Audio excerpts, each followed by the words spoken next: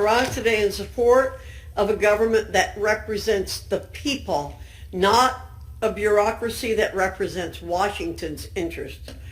Pending on the Supreme Court docket is Loper Bright Enterprises versus Raimondo, a case with the potential to overturn 40 years of bureaucratic overreach and restore the proper role of Congress, the courts, and the presidency.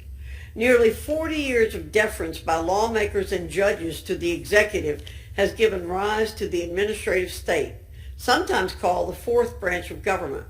Over time, this unaccountable bureaucracy has gradually subverted the doctrine of separation of powers laid out by our founders. According to the Constitution, Article 1 vests the power to make law in the Congress. Article 2 vests the power to enforce law in the presidency. And Article 3 vests the power to interpret law in the courts. In no article are all three powers to make, enforce, and interpret the law jointly vested in a managerial bureaucracy of 1.8 million civil service employees. The very idea is offensive to our founding.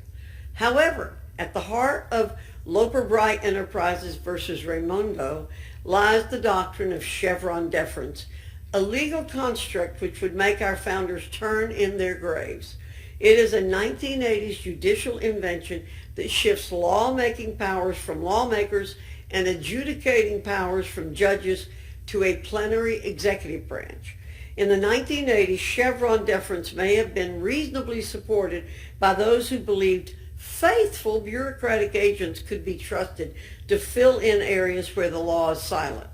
In 2023, the Biden administration's relentless pursuit of government power has disabused any dewy-eyed believer in faithful bureaucrats.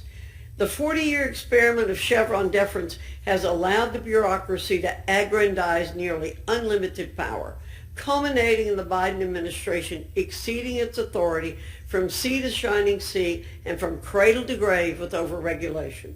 Just recently, President Biden and Secretary Cardona tossed up a Hail Mary when their illegal, economically disastrous, taxpayer-funded student loan bailout for the wealthy arrived at the Supreme Court.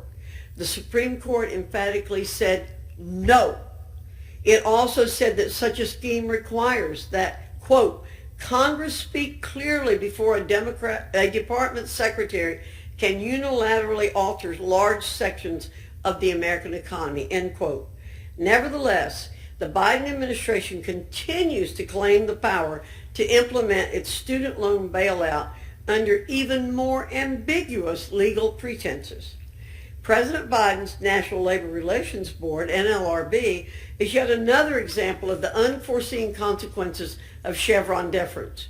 Within the NLRB, bureaucrats command the power to create law, execute law, and adjudicate legal conflicts.